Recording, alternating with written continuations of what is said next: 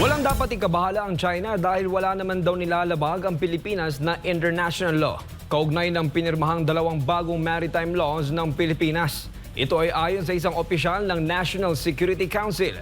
Ang pahayag ay matapos mariing tinutulan ng China ang mga nasabing bagong batas habang iginiit na poprotektahan ito ang soberanya sa South China Sea. Si Creseling Catarong sa report.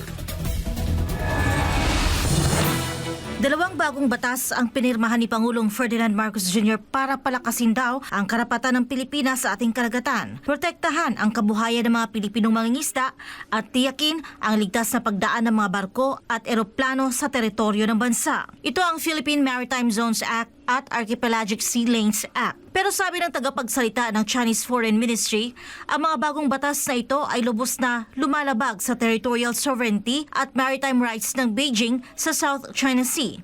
Kaya mariin itong tinututulan ang nasabing maritime laws. Dagdag ng tagapagsalita ng Foreign Ministry, layunin lamang ng tinaguriang Philippine Maritime Zones Act na lalong patibayin ang illegal na arbitral award sa South China Sea sa anyo ng domestic legislation.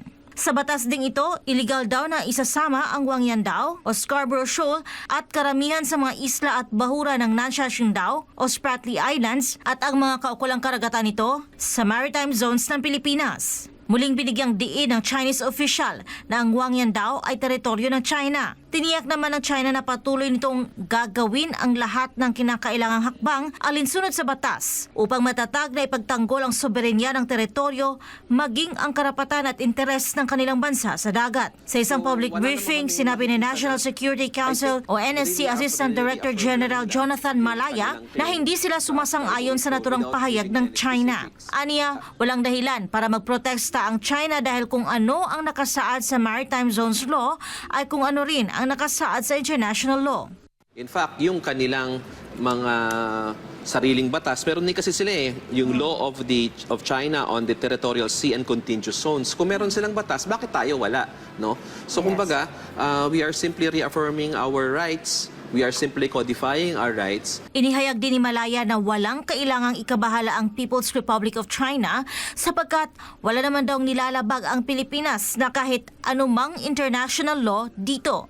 Sinabi ng PRC na naglabas din na nga daw sila ng baselines nila dito naman sa Panatag Shoal or sa Scarborough Shoal. Ngayon, nung lumabas ito, wala namang specifics yung kanilang press statement. No?